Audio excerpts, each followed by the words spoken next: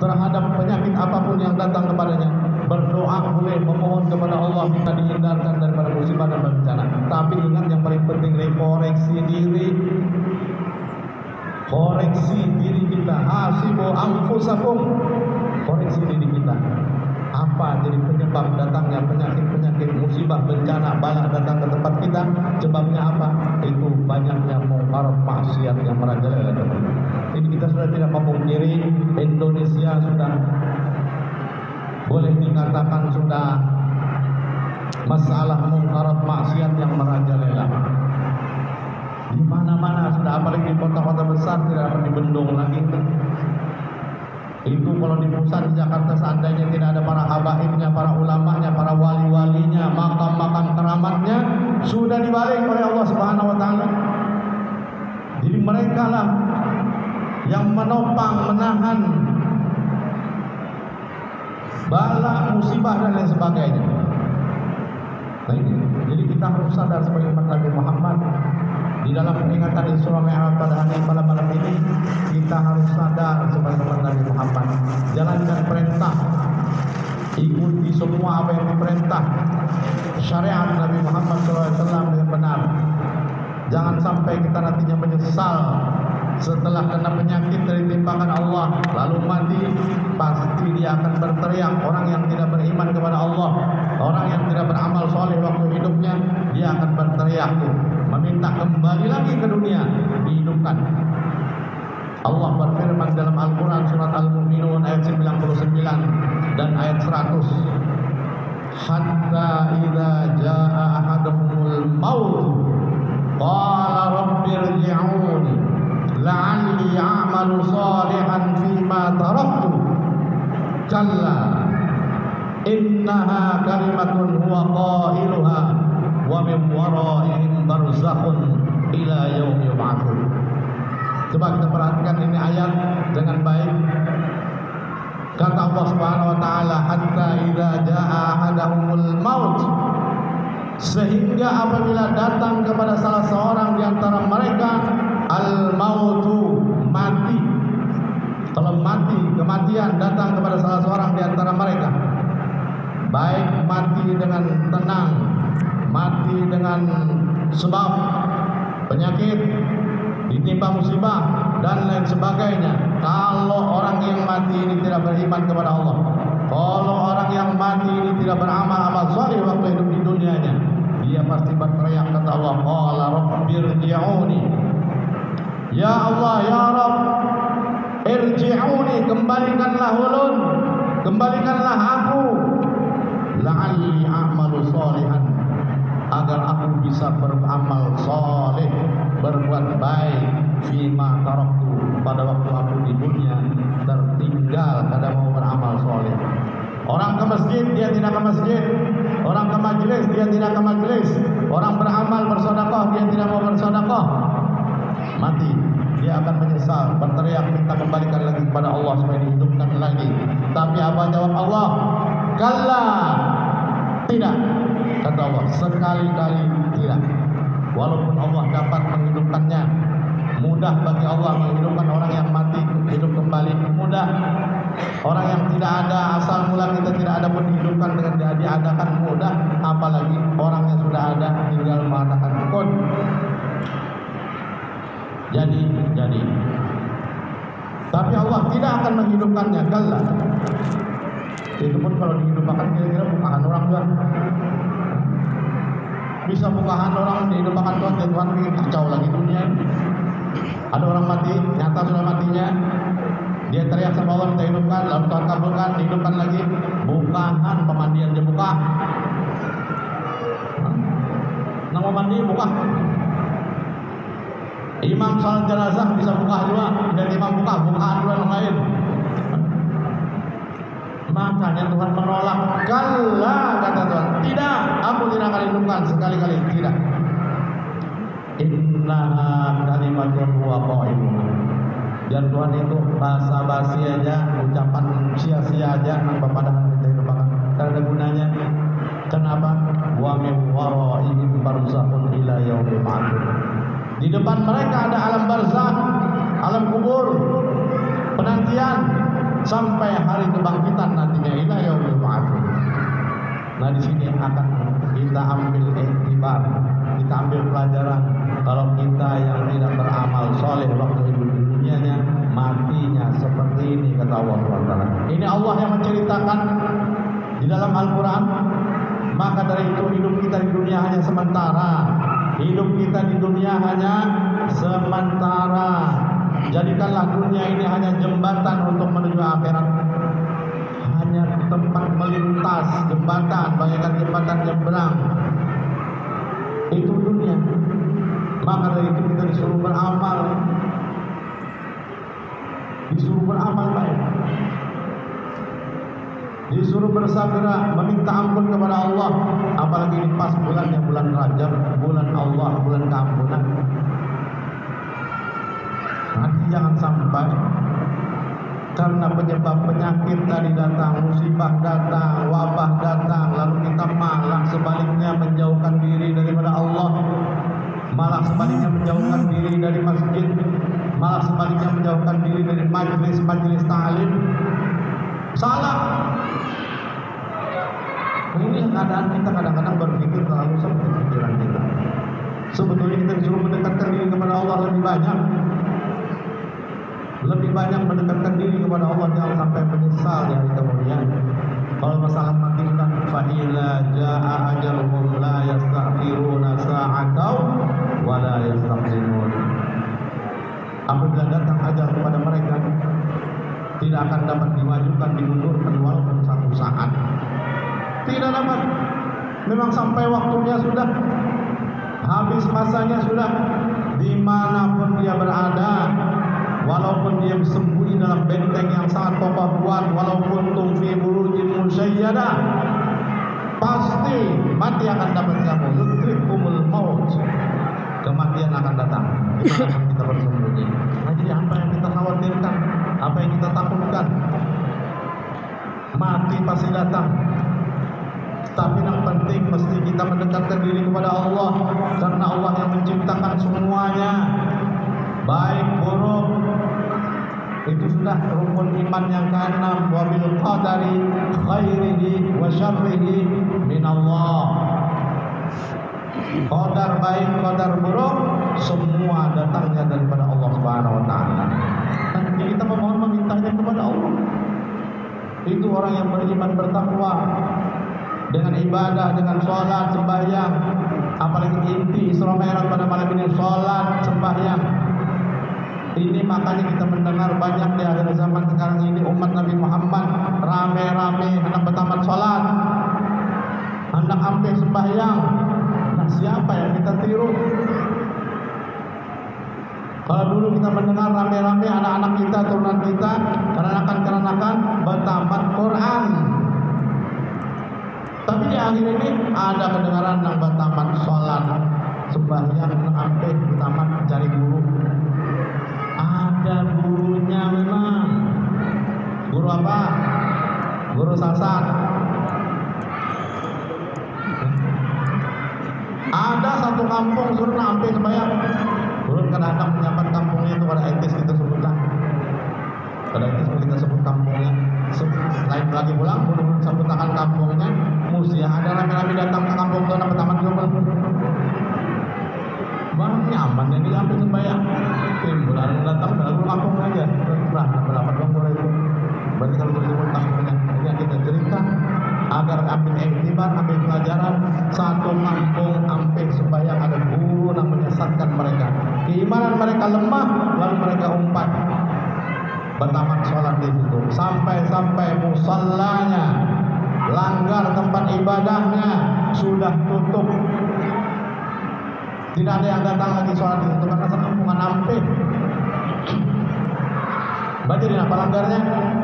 Jadi sarang kelelawar. Sarang kelelawar mulai pemijit benar. Jaka sarang burung walet kan juga segini. Kalau diputing-puting dan diambil, ini sarang kelelawar. Gara-gara tamat sholat. Maka inti daripada Isra Mi'raj sholat. Yang pertama kali diperiksa, dikoreksi di hari kiamat, sholat. Rasulullah mengatakan as-salatu imaduddin. Salat sembahyang itu adalah tiang agama. Faman aqamaha faqad aqamad-din. Siapa yang mendirikan salat berarti dia menegakkan agamanya. Wa man tarakaha faqad hadamad-din. Siapa yang meninggalkannya, meninggalkan salat berarti dia merobohkan agamanya. Nah, inilah orang yang penyebab penyakit turun, bala musibah turun karena mereka merobohkan, menghancurkan agamanya. Allah murka. Ini kan sadar kita penyebab coba kita teliti, kita selusuri. Sehalus-halusnya kita telusuri dari mana datang musibah, dari mana datang bala bencana. Mengundang murkanya Allah, Allah turunkan bala. Orang yang tidak sholat mengundang murkanya Allah. Sebab sholat tiang agama, pokok pangkal setelah syahadat langsung iqamis sholat. Setelah syahadat langsung iqamis sholat, sembahyang. Nah, ini pokoknya. Bahkan Allah Subhanahu wa taala mengatakan lagi, wa aqimis sholata innas sholata tanha 'anil fahsya'i wal munkar. Kata Tuhan, dirikanlah salat, dirikanlah sembahyang. Sesungguhnya salat sembahyang itu dapat mencegah perbuatan keji dan mungkar. Nah, orang yang salat terhindar daripada perbuatan keji, terhindar daripada perbuatan mungkar, asalkan salatnya pas, asalkan salatnya sah, asalkan salatnya benar menurut syariat yang dibawa Nabi Muhammad SAW. Apa kata Nabi? Sallu kama ra'aitumuni usalli. Salatlah kamu, sembahyanglah kamu seperti mana kamu melihat aku salat, kata Nabi. Nanti apa kita melihat Nabi salat? Pernahkah kita berdapat lawan Nabi? Sejamankah kita lawan Nabi? Tidak. Berarti kita tidak pernah melihat Nabi salat, sedangkan Nabi menyuruh salat seperti mana aku salat. Artinya kita disuruh berguru, disuruh mengaji, menuntut ilmu salat melalui fikih yang benar dengan ada guru. Guru tadi dia berguru kepada gurunya, gurunya berguru lagi kepada gurunya, gurunya sampai ke sahabat, sahabat yang langsung melihat Rasulullah salat. Nah, ini berarti sama, kita melihat Rasul salat, melihat guru kita salat, guru kita salat melihat gurunya, gurunya melihat lagi pada gurunya sampai sahabat, sahabat melihat langsung Rasulullah. Nah, itu orang berguru. Tapi kada berguru, ya bebarang aja sholatnya. Apalagi kuitannya menyuruh umpati jadi imam di masjid dilanggar, cukup aja sholat, dia kada belajar apa, sudah sama aja. Tuntung aja sholat, memang tuntung sholat umpati imam. Tapi apakah pas rukunnya? Apakah pas syaratnya, sunnahnya, rukun qauli, rukun fi'linya? Apakah dapat dia membedakan? Tahukah dia? Menahan umpat-umpatan aja. Jar abah mamanya umpati imam sudah selesai, diumpatinya di masjid. Imam ruku, imam sujud, imam begaru juga ini umpat. Disuruh umpati. Padahal imamnya ikut nyamuk, gatal begaru imam. Nyamuk kan ikut nyamuk begaru umpat karena disuruh umpati. Nah, ini lepasnya kada belajar. Artinya berilmu, sholat dengan ilmu. Karena sholat menentukan kehidupan kita di dunia, keselamatan kita dunia sampai akhirat. Sholat, diterimanya amal ibadah, diterimanya amal perbuatan baik atau yang lainnya dengan sholat. Rasulullah bersabda dalam hadisnya, Inna awwala ma yunzaru fihi min amalil abdi yaumal qiyamah as-sholat. Sesungguhnya kata Nabi SAW, pertama kali amal seorang hamba diperiksa, dilihat, dikoreksi amal sholatnya di hari kiamat nanti. Fa'in wujidat sa'amatan, jika didapati sholatnya sempurna, qubilat minhu wasahiru amali, maka diterima semua amalnya. Wa'in wujidat naqisatan, jika didapati kurang sholatnya, maka ruddat alaihi wasahiru amali, ditolak semua amalnya.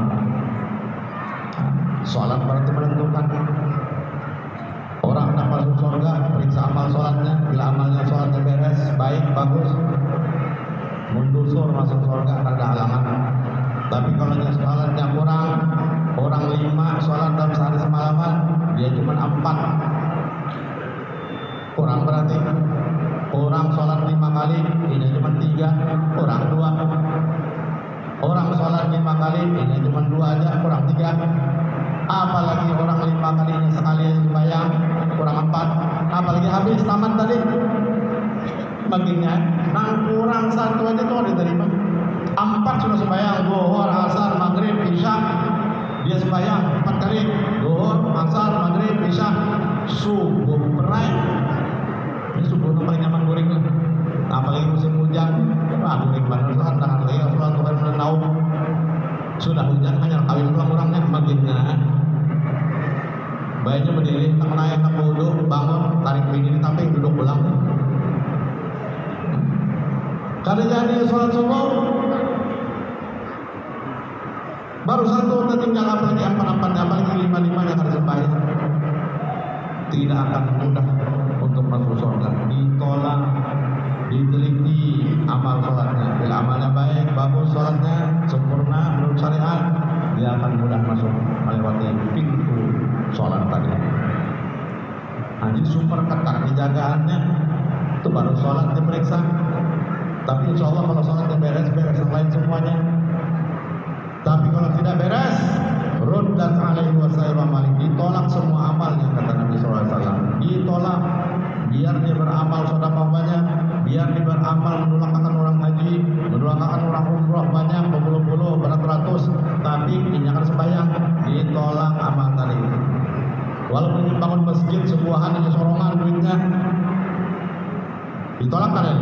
Masjid sebuah dia membangun, padahal ada dalil, ada hadis Rasulullah mengatakan, man bana masjidan banallahu lahu baitan fil jannah. Siapa yang membina masjid, membangun masjid sebuahan hanya sorongan, banallahu lahu baitan fil jannah, Allah akan bangunkan, Allah akan bina masjid, rumah, baitan, gedung, istana. Kalau di dunia baitan rumah, tapi kalau di surga sudah bukan bentuk rumah lagi, tapi mahligai, istana lengkap dengan fasilitas untuk orang yang membangun masjid. Tapi bagaimana kalau dia tidak sholat, rajin bangun masjid tapi tidak pernah ke masjid? Bangunkan aja, mulakan aja masjidnya, intinya ke masjid, kurang aja misinya. Bahkan di rumah pun jangan sembahyang juga dengan urusan bisnis sibuknya. Bagaimana masjidnya tadi yang dibangunkan oleh Allah di akhirat? Memang dibangunkan, buat simpulan dibuatkan, tapi karena dikoreksi amal ibadah sholat dan tidak ada tadi, kosong, ditolakkan dari urutan kata Nabi dalam hadis dan ayu sa'il. Ini hadis yang menolak hadis yang man bana masjidan tadi. Memang dibangunkan, tapi dia tidak dapat memilikinya masjid yang di dalam surga. Padahal ampuninya tadi, mana kayak apa? Kosong aja lah, gampang buat Allah. Dan Tuhan punya kalau mau masuk karena harus sembahyang, kan boleh masuk ke dalam surga. Aku kontrakan tuh masjid rumahnya di dalamnya. Dikontrakan Tuhan rumahnya di sana. Kadang kali-kali Tuhan sudah dibangunkan Tuhan tidak disahin karena mau sembahyang. Karena menurut aku ya Allah amalnya tertutup, terhijab. Ada punya kontrakan Tuhan orang lain. Tuan Mahmud Julung. Mahmud mengaji, melantunkan ayat suci Al-Quran. Oh ya Tuhan, wah Julung Mahmud aja gratis, pernah yang harus bayar. Sebuah ambil. Ada rugi. Kita beramal amal baik, banyak berbuat baik, tapi tidak sholat. Adakah orang seperti ini? Banyak, bukan sedikit. Membantu orang rajin, nulangkan orang umroh berpuluh-puluh, tapi jangan sembahyang, entah terkaji apa, bersedekah rajin aja, amal rajin aja, lain sembahyang, raih. Itu semua ruddat alaihi wasairu amali. Jangankan karena sembahyang lalu, tadinya wa in wujida sanati sultan, jika didapat kata Nabi sholatnya kurang dari 5 waktu, sudah ruddat alaihi wasairu amali, ditolak semua amal. Nah, jadi perintah wajib sholat ini harus sempurna 5 waktu. Untung sudah 5 waktu kita disuruh. Asal mulanya Pak, khamsina sholatan fi kulli yawmin wa lailatin, 50 kali dalam sehari semalaman. Coba bayangkan kalau 50 kali ini kayak apa kita hidup. Bisa makan, bisa kulit, bisa mengaji, bisa ke kebun, ke tambang, bisa lah. Kada sampan mesti sholat terus karena 50 waktu dalam sehari semalaman. 24 jam bagi 50 cuma 24 menitan aja sembahyang, 24 menit sembahyang, 24 menit sembahyang, 24 menit sembahyang. 1 menit paling 24 menit. Kada kerasa. Apalagi rumah jauh pada masjid, berjamaah kemarin berjalan jam 5 menit sudah.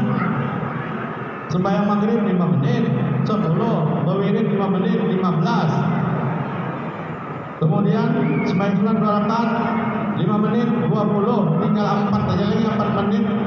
Bangun, boleh ke rumah tinggal di muka rumah aja, belum sampai berteriak mengetok pintu, ini baru mengetok sudah berteriak Bilal di masjid. Allahu Akbar, Allahu Akbar. Bayang lagi. Apa yang pulang aja?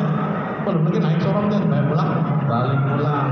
Naik ulang ini 5 menit, 10 menit, 20 menit, 5 menit untuk berjalan ke rumah. Dijawab Bilal lagi. Allahu Akbar, Allahu Akbar. Bayang pulang. Bilal jangan sembunyikan uji meknya. Petugasnya loh, milih melapas kan boleh juga karena sampan penguria. Nah, artinya kita sangat bersyukur sudah dikurangi itu bersyukur banyak kita. Kenapa? Terdapat Nabi Musa, Nabi kita sudah naik dari pertama, kedua, ketiga sampai 7 sampai Sidratul Muntaha, Mustawa sampai ke Arash, sampai ke makam Hujud, diikuti dengan penuh cahaya Rasulullah di sana. Berdialog dengan Allah Subhanahu wa taala, kemudian diturunkan perintah wajib salat 50 kali sehari. Diterima Nabi. Turun lagi Nabi susah payah bersama malaikat Jibril di langit ke-7. Terdapat Nabi Ibrahim. Nabi Ibrahim kata pada takut apa-apa. Nabi Ibrahim pada banyak tanya, hanya menyampaikan pesan, hai Muhammad, banyaki umatmu bertanam tanaman surga, girasul jannah. Nabi bertanya, Nabi Allah Ibrahim, "Mama girasul jannah, apa itu tanaman surga?" Dijawab oleh Nabi Ibrahim, tasbih. Subhanallah walhamdulillah wala ilaha illallah wallahu akbar wala haula wala quwwata illa billah. Banyak itu dia Nabi Ibrahim. Umatmu bertanam tanaman surga agar dia nantinya memetik tanamannya di surga. Artinya masuk surga itu bisi tanaman di sana. Nah, jadi Nabi Ibrahim kan bertanya macam-macam. Sudah akhirnya turun Nabi kita ke Nabi Musa, lain ke 6 terdapat Nabi Musa. Nah, Nabi Musa ada kepo dikit, bertakun, bertanya. Tapi aku sudah kepo tuh lah. Nabi Musa jangan sih karena kepo kan tahu nih kan diturunkan orang. Kan jangan Nabi Musa takut turun ya Nabi. Jadi 50 waktu sehari semalaman wajib. Nah, karena kepoan Nabi Musa banyak takut, bertakun tadi untuk menyelamatkan Nabi dan umat supaya kada banyak perintah. Berapa hai Muhammad diwajibkan kepadamu dan umat? Dijawab Nabi Muhammad SAW, khamsina sholatan fi kulli yawmin wa lailatin, 50 kali dalam sehari semalaman. Nabi Musa langsung kaget. Nabi Musa langsung menyuruh kembali, irji' ila rabbik, kembali kepada Tuhanmu, fas'alhu tahfid, fas'alhu tahfid, mintalah keringanan. Minta keringanan kepada Allah. Wa inna ummataka la tuti'u dzalik. Umatmu dan Nabi Musa tidak akan sanggup. Umatmu Bani Israel gagah-gagah, kuat-kuat badannya, tinggi orangnya, cuma 2 kali diperintah sholat pagi dan sore. Itu aja Nabi Musa banyak aja nak ada mau sembahyang, banyak aja nak koler, banyak aja nak alasan itu dan ini. Itu kuat-kuat kan. Bagaimana umatmu, umat terakhir, umat yang halus awak, jam ini pun itu nak awak kita halus. Umat Nabi terakhir yang ini ada sampai 3 meter ada kan tingginya. Pada ada 2 meter, ada juga di bawah 2 meter berataan.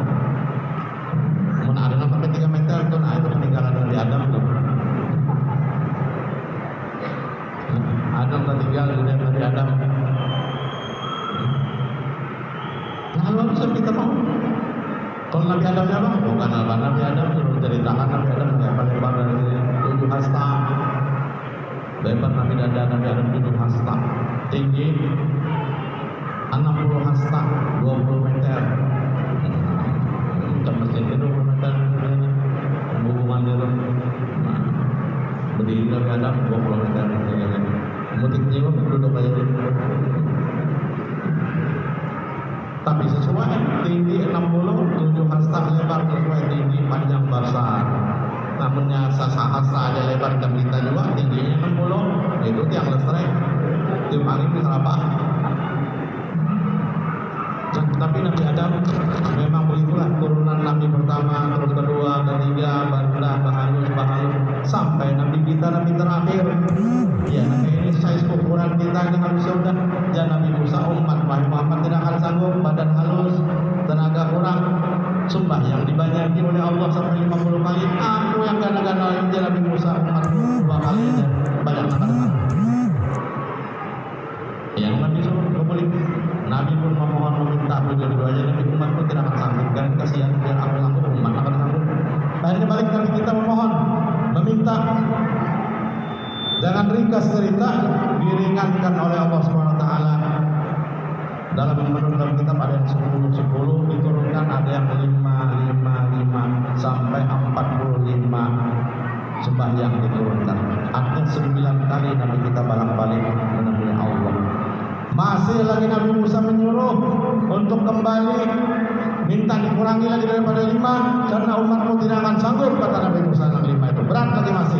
Nabi sudah kata lagi, dan Nabi istahya itu minhum, hai Musa, ulun sudah supan Allah Ta'ala 9 kali memohon balik-balik mana Muhammad 9 kali meminta, kena ke 10 Pak tanggal rumahnya Nabi itu panitia atau permintaan bulan Rajab paling kawan 3 kali permintaan tambong keluar tambong tadi cukup lagi kita nih kan masih kurang itu esok lagi kali pulang 2 kali ya hitungin masih kurang 2 lagi ini banyak pergiawan dengan tadi sekali lagi lah besok pulang sampai ketiga kurang 2 lagi masih kali cukup minta lagi kan kira-kira meminta tadi sudah angkat tangan pada sanggup lagi penangkapan nih jangan kemana-mana pulang lalu datang dengan anak mengucapkan muhanya mayu mau minta tiap hari datang itu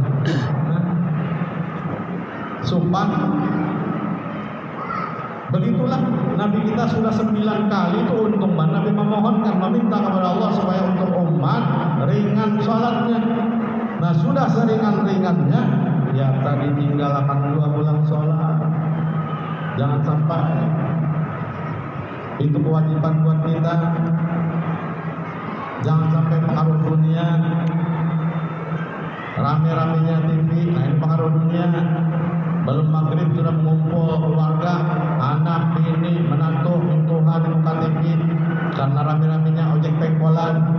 Belum maghrib sampai ke isya pada sembahyang maghrib. Adakah kepala keluarga yang bertegas, bertindak tegas, matikan TV, bayang dulu, bila kan sembahyang, awas, jangan buka TV. Adakah? Ngalim dulu aja, bini anak kau jangan bertegas ya. Tapi ada mintuhan juga, bersih tunang. Hanya pun beparaknya sama mati TV, mintuhan sudah mengangkat gagam, mati nyawa awas ya. Nah, tapi mintuhan yang ada penyembahyang, kalau mundur yang ada jadi. Padahal kewajiban kita kalau di rumah kita, kepala rumah tangga wajib bertegas. Kita berumah, kita kepala rumah tangga wajib tegas terhadap anak istri kita. Sampai waktu sholat matikan TV, sholat.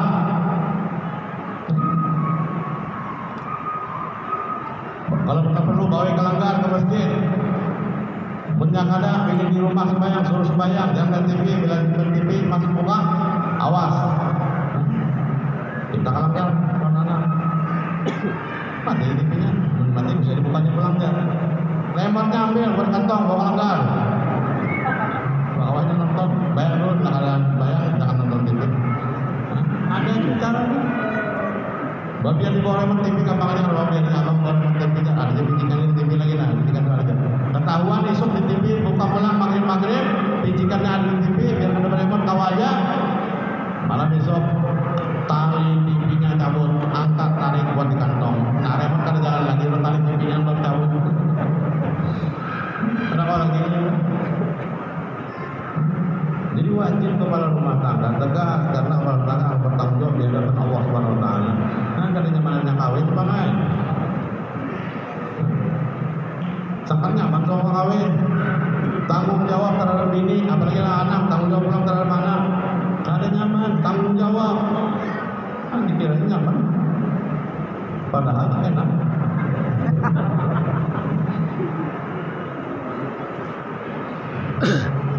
Anak kan kawin baru merasa kawinnya kawin apa? Namanya kena indah. Soalnya mbah tahu kawin, ucap kawannya jangan tahu soal dulu pada abah kawin. Dulu pada abah. Seorang dulu lahir. Tapi itulah dari tanggung jawabnya berat. Makanya harus ada persiapan, keimanan, ketakwaan kepada Allah. Ilmu agama paling penting. Ilmu. Jadi kita di akhir zaman sekarang ini sudah masalah ilmu pun sudah menurun. Kenapa? Yang berilmunya diambil oleh Allah. Orang alimnya sudah banyak meninggal. Ulama-ulama karismatiknya sudah banyak habis.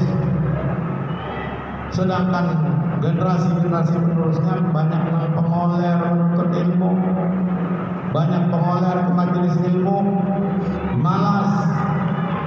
Bagaimana anak menggantikan generasi-generasi penerus? Ulama-ulama akan datang.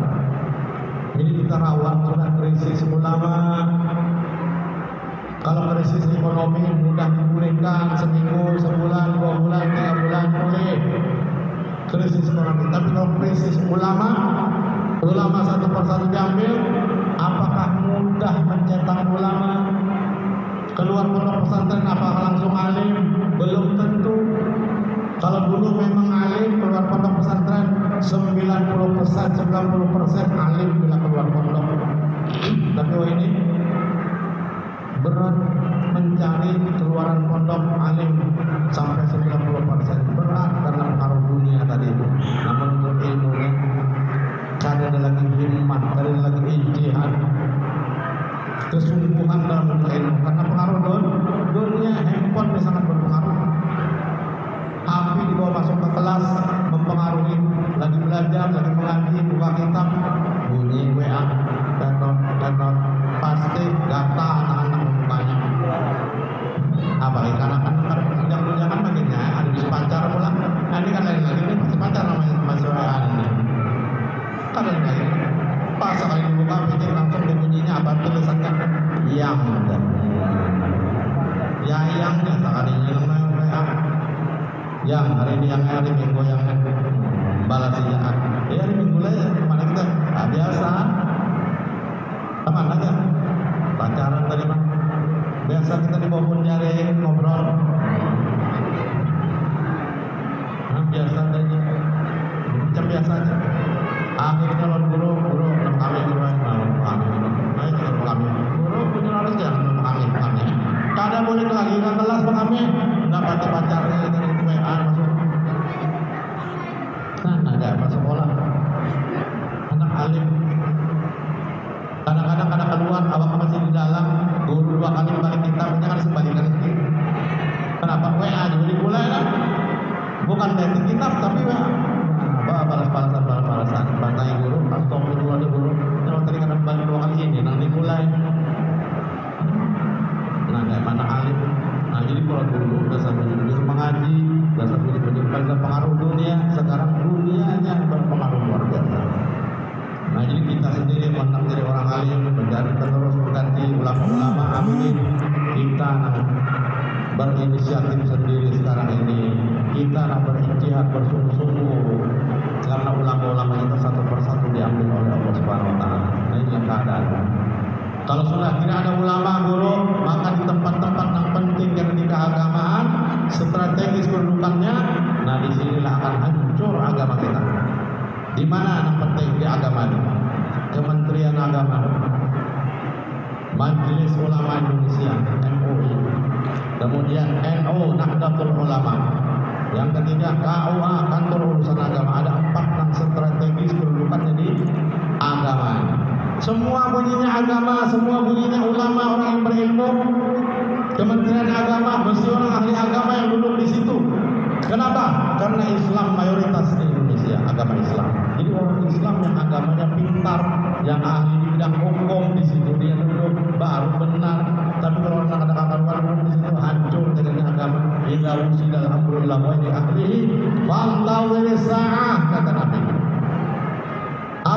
diserahkan urusan yang bukan ahlinya, tunggu saat kehancurannya kata Nabi. Nah sekarang kita lihat beberapa masalah yang terjadi di negara kita Indonesia ini tentang masalah keagamaan yang sudah rusak, dikacau, diobok-obok.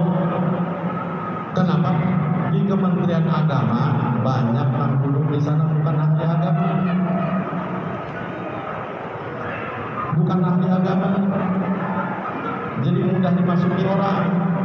Artinya kementerian sudah keanginan, masuk angin.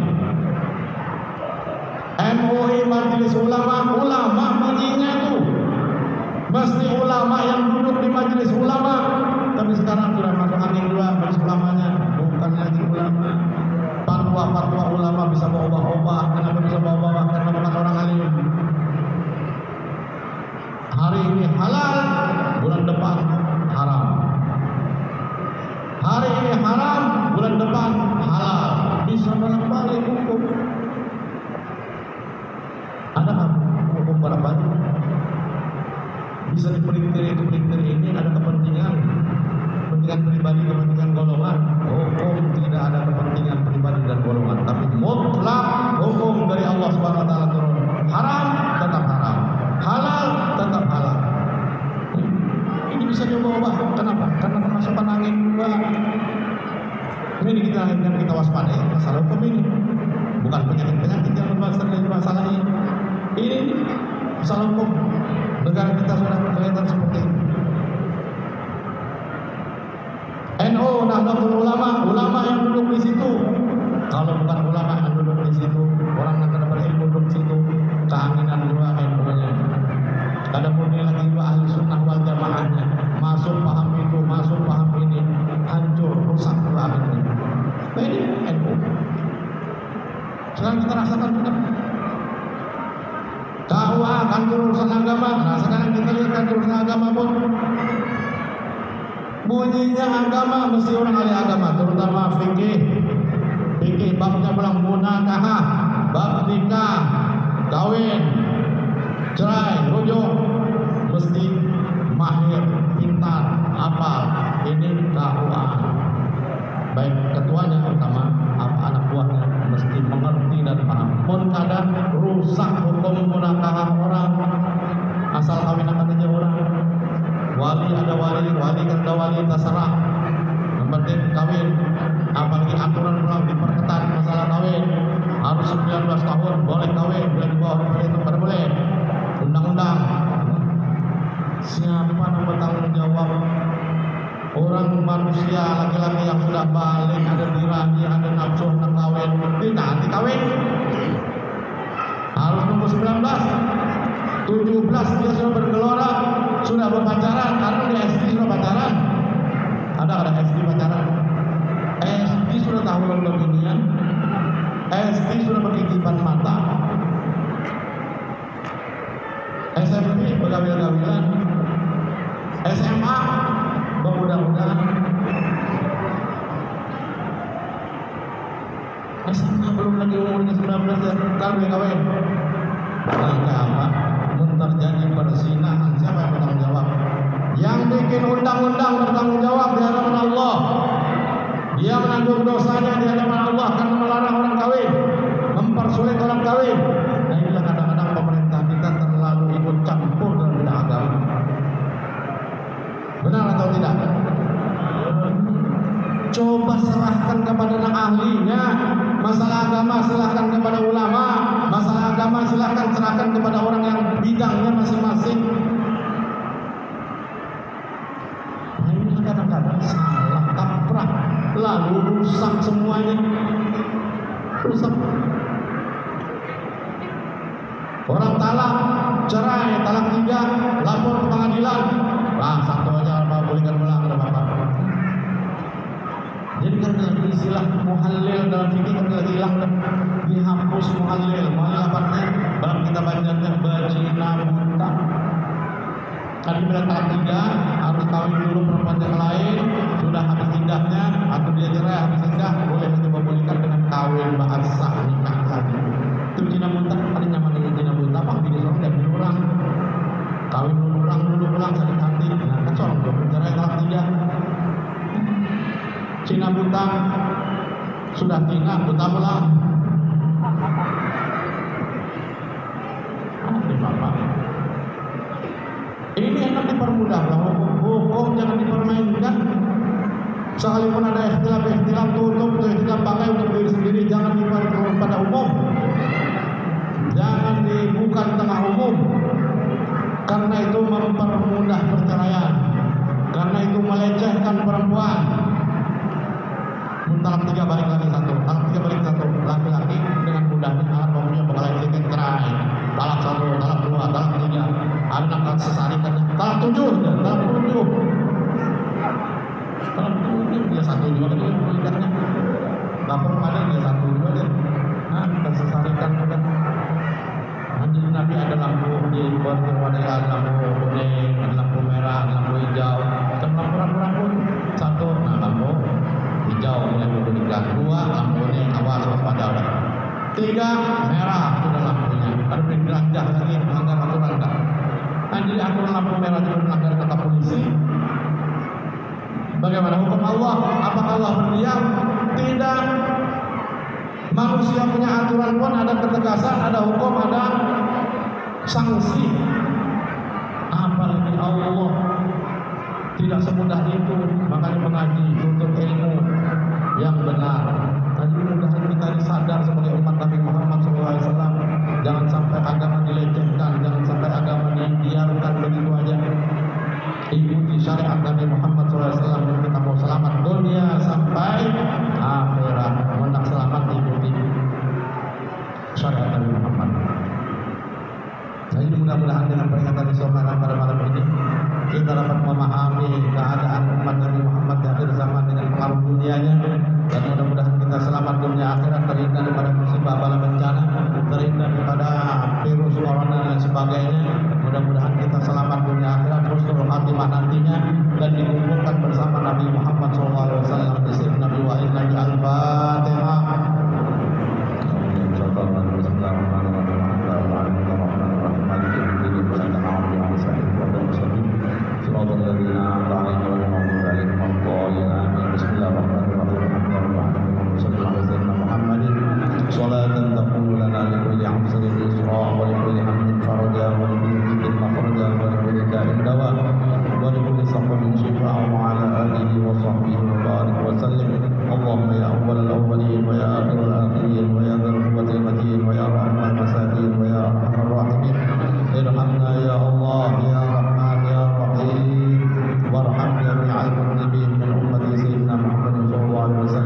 Ya